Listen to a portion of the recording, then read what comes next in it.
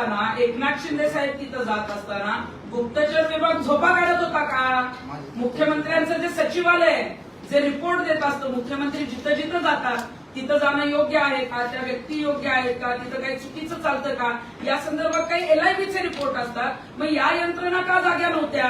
का यांनी झोपेचं सोंग घेतलेलं होतं? मुख्यमंत्र्यांना तिथं नेऊन हे जे काही खराबचं रॅकेट होतं, ज्याच्यामध्ये काही मंत्री, काही अधिकारी या सगळ्यांची भागीदारी किंवा काही काही त्यांचा जो संबंध समोर येतोय आर्थिक देवाणघेवाणीचा, तो वाढवायचा होता. म्हणून मुख्यमंत्र्यांना नेऊन परत एकदा खराबचं मोठं करण्याचं काम या अधिकाऱ्यांनी तिथं केलं. असं आहे ताई, या सगळ्या यंत्रणा ऑब्व्हियसली मुख्यमंत्र्यांना त्या वेळी सगळी माहिती दिली जाते. आमची माहिती किंबहुना तिथल्या एका स्थानिक मंत्र्यांनी मुख्यमंत्र्यांनी सांगितलं होतं की या बाबाचं असे लफडे आहेत, तुम्ही येऊ नका इकडं. तरी पण ते केसरकर त्यांना तिकडे घेऊन आले तुमच्या सांगण्यानुसार. मग मुख्यमंत्र्यांनी त्यावेळेस टाळता नसतं आलं का?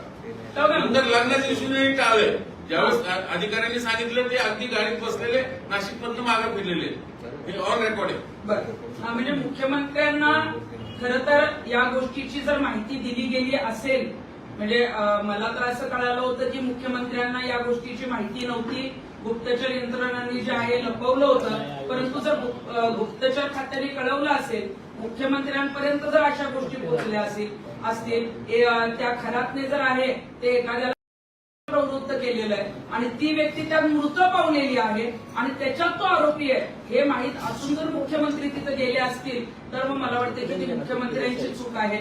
पण मुख्यमंत्र्यांना या गोष्टी माहीत नसल्या म्हणून तिथं ते गेले असतील तर मात्र मग गुप्तचर यंत्रणा आणि मुख्यमंत्र्यांचं सचिवालय यांनी ही माहिती का लपवली, या सगळ्यांचे जे आहे ते खराबशी काय संबंध होते आणि याची सगळी चौकशी जी आहे यामध्ये जे जे अधिकारी त्यावेळी पोलीस स्टेशनला होते, नाशिक परिक्षेत्रामध्ये होते किंवा जे जे सगळे गेले त्या सगळ्यांची चौकशी होणं गरजेचं होतं. यापूर्वी तुम्ही पत्रकार परिषद घेऊन नीलम गोरेंवर गंभीर आरोप केले होते, त्याचे काही पुरावे तुम्ही समोर आणणार होता. कुठे नेमके ते पुरावे अडकलेले आहेत आणि कधी पुरावे समोर आणणार आहे? कारण नीलम गोरेंनी सांगितलं की कायदेशीर कारवाई करणार आहे या सगळ्या प्रकारात. नीलम गोरेंच्या बाबतीमध्ये जी पत्रकार परिषद घेतली होती त्यामध्ये मी सांगितलं होतं की नाशिकला एक्सप्रेस इन हॉटेलमध्ये जे आहे ती खरात आणि नीलम गोरेंची भेट झालेली आहे. त्यानंतर त्यांना जेव्हा मंत्रीपद पाहिजे होतं, आमदारकी पाहिजे होती, अशा 2 वेळेला खरातच्या कॉलेज रोडला जे आहेत ते नीलम गोरे भेटायला गेल्या होत्या आणि याच्यावर मी ठाम आहे. कारण याच्यामध्ये जरी नीलम गोरेंचा कुठला फोटोचा पुरावा नसला तरी नीलम गोरेंबरोबर त्यांचे जे काही पदाधिकारी आणि काही लोक जे गेले होते त्या भेटीचे जे साक्षीदार आहेत ते आमच्याकडे आहेत आणि ते पुरावे तातडीनं देणं जे आहे ते मला वाटतं चुकीचं आहे.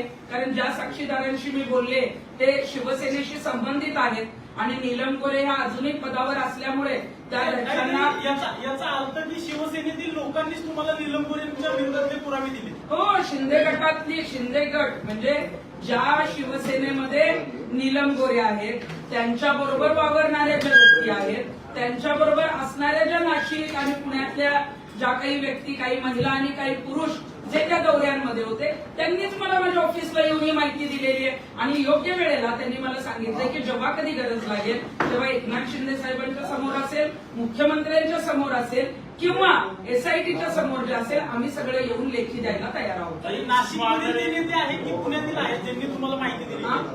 नीलम गोरेंच्या विरोधात जे पुरावे तुमच्याकडे आले शिवसेनेतलेच नेत्यांनी दिले, नाशिकमधले नेते आहेत की पुण्यातले नेते आहेत? नीलम गोरेंच्या बाबतीतली जी माहिती मला दिली, जे त्यांच्याबरोबर खराच्या ऑफिसमध्ये उपस्थित होते त्यातली एक व्यक्ती नाशिकची आहे आणि त्यातली एक व्यक्ती जी आहे ती पुण्यातली आहे. नाव सांगून टाका ना. नाही बघा, आता माझ्याकडे ज्यांनी माहिती दिलेली आहे पदाधिकारी आहेत का शिवसेनेचे? स्थानिक पातळीवर, मध्यम पातळीवर, नंबर 1, नंबर 2 काय स्तर असतो ना. म्हणजे आता ज्यांनी मला माहिती दिलेली आहे त्यांनी मला असं सांगितलं की जोपर्यंत आम्ही एसआयटीच्या समोर किंवा त्यांचे नेते, त्यांच्या पक्षाचे नेते एकनाथ शिंदे साहेब यांच्या समोर जात नाही तोपर्यंत आमचं नाव सांगू नका. कारण त्यांच्या कुटुंबियांवर दबाव आणला जाऊ शकतो, त्यांचं स्टेटमेंट बदलण्यासाठी जे आहे तो त्रास दिला जाऊ शकतो. परंतु जेव्हा कधी योग्य वेळ येईल ते पुरावे मी आणेन किंवा ते स्वतःच पुरावे जे आहेत ते समोर येतील. तुम्ही एवढं मोठं त्यांच्या विरोधात पत्रकार परिषद घेऊन आरोप केले, ज्या नेत्यांनी तुम्हाला माहिती दिली ते विश्वासार्हता सांभाळण्यासारखे नेते आहेत का? म्हणजे त्या दर्जाचे नेते आहेत का शिवसेनेतले? हे बघा, शिवसेनेमध्ये फार मोठे त्यांच्याकडे पद काय आहेत? म्हणजे शिवसेनेमध्ये फार मोठे पदाधिकारी ती लोक आहेत का नाहीये मी आता सांगणार नाही, परंतु ती त्यांची विश्वासार्हता जी आहे त्यांनी सांगितलेलं आहे की जेव्हा योग्य वेळ येईल तेव्हा मीडिया समोर असेल, SIT समोर असेल किंवा एकनाथ शिंदे साहेबांच्या समोर असेल, ते सत्य परिस्थिती ज्या पद्धतीनं खैरातांबरोबरच्या भेटी नीलम गोरेंच्या झालेल्या आहेत त्या येऊन सांगणार.